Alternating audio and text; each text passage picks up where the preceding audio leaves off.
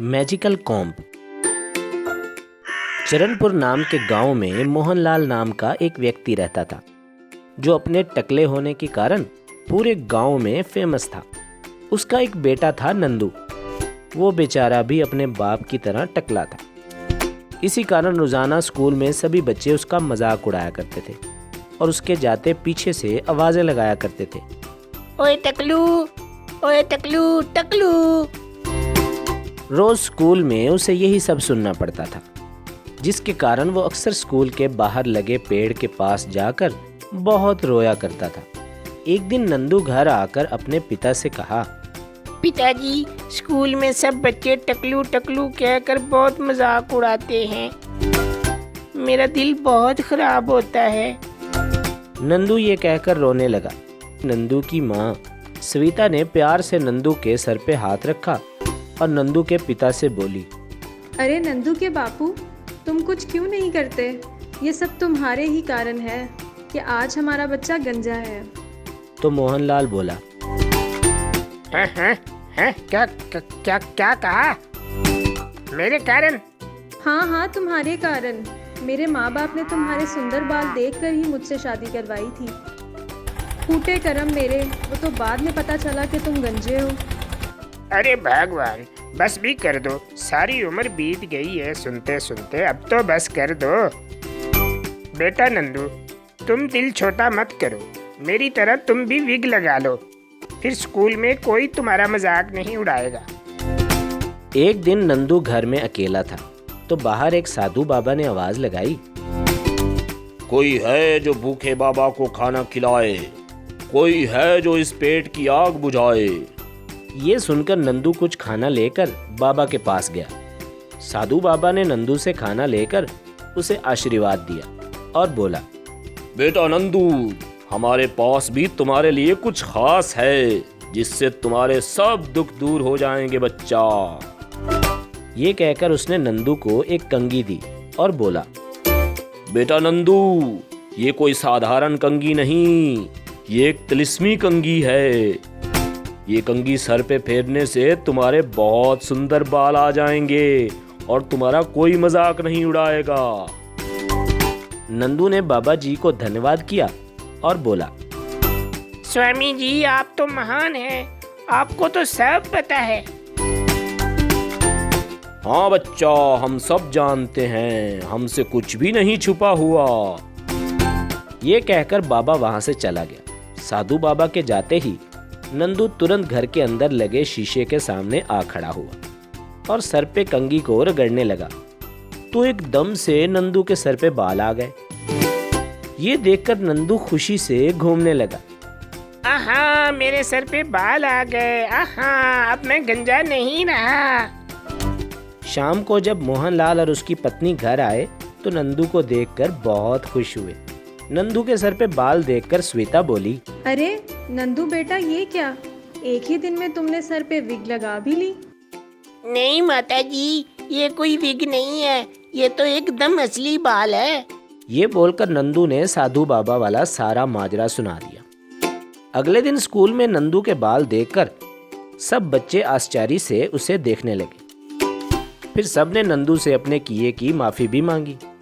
नंदू के बालों की चर्चा पूरे गांव में होने लगी, तो गांव के सारे टकले मिलकर गांव के तिवारी मुखिया जी टकले को लेकर नंदू के पास आए। तो मुखिया जी बोले, बेटा नंदू, हम सब की समस्या का हल तुम्हारे हाथ में है।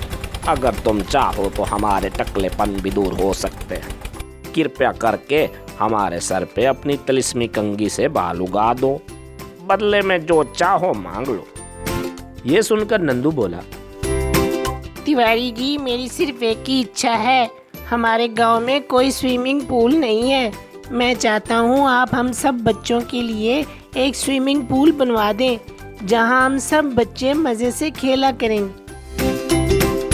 ठीक है नंदू बेटा, मुझे ये शर्त मंजूर है। अब कृपया करके हमारे सर पे बाल उगा दो। तो नंदू ने बारी बारी आए लोगों के सर पे कंघी को रगड़ा, तो सभी के सर पे बाल आ गए। कुछ ही दिन में मुखिया जी ने अपना वादा पूरा कर दिया और गांव में एक बढ़िया सा स्विमिंग पूल बनवा दिया। अब सभी बच्चे मजे से स्विमिंग पूल में खेलने लगे और नंदू के पक्के दोस्त बन गए।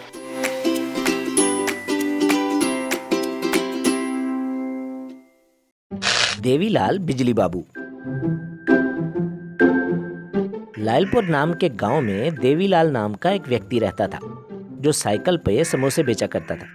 गांव छोटा होने के कारण लोग बहुत कम थे और समोसे भी कम बिकते थे।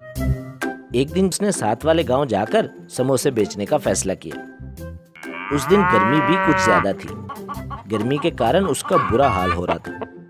रास्ते में उसे एक ट्यूबवेल नजर आया तो उसने दिल में सोचा, क्यों ना थोड़ा सा पानी पीकर ताज़ा दम हो जाया जाए।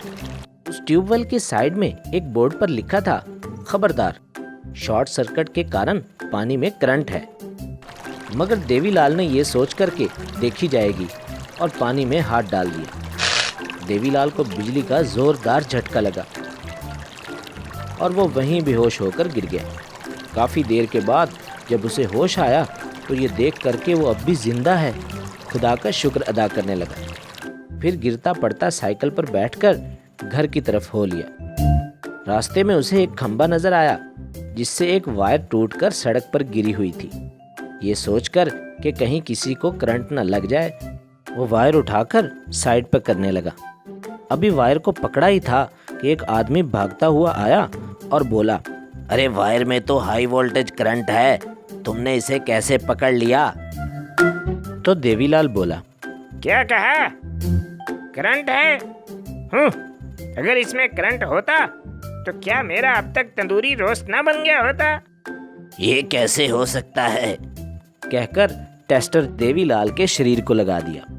टेस्टर का बल्ब रोशन होते ही बोला, अरे बाबा, ये क्या, तुम में तो करंट है मगर फिर भी तुम आराम से खड़े हो। ये तो चमत्कार हो गया रे बाबा।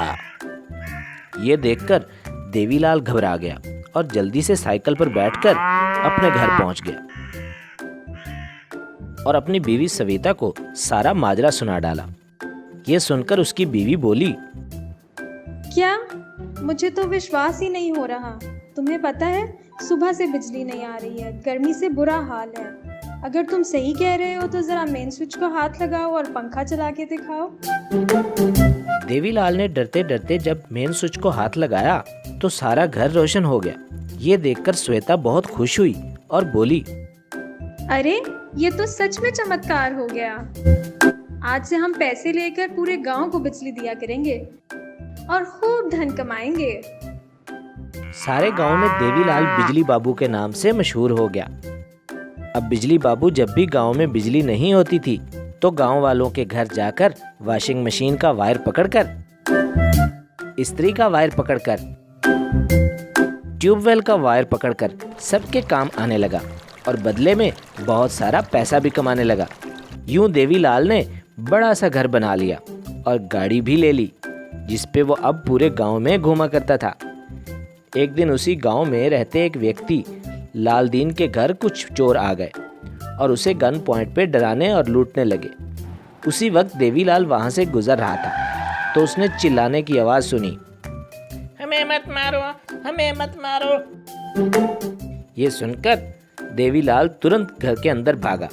चोरों ने जब देवीलाल को देखा तो लालदीन को छोड़कर देवीलाल को पकड़ लिया। ये देखकर देवीलाल बोला, मुझे छोड़ दो वरना मैं तुम्हारा बुरा हाल कर दूंगा। ये सुनकर सभी चोर हंसने लगे। एक चोर बोला, अबे ओ छोटे पैकट, तुम हमरा कछु नहीं बिगाड़ सकत है।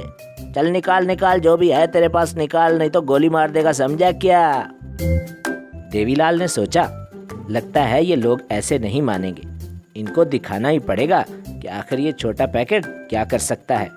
फिर बोला, अगर हिम्मत है तो सब मिलकर मुझे एक साथ पकड़ कर दिखाओ। जैसे ही सब चोरों ने एक साथ देवीलाल को पकड़ा तो देवीलाल ने जोरदार करंट का झटका लगाया जिससे सब बेहोश होकर धड़म से गिर गए। उनके गिरते ही देवीलाल बोला, क्यों, कहा था ना बुरा हाल कर दूंगा, अब आया मजा। फिर देवीलाल ने इंस्पेक्टर को बुलाकर सबको जेल में बंद करवा दिया।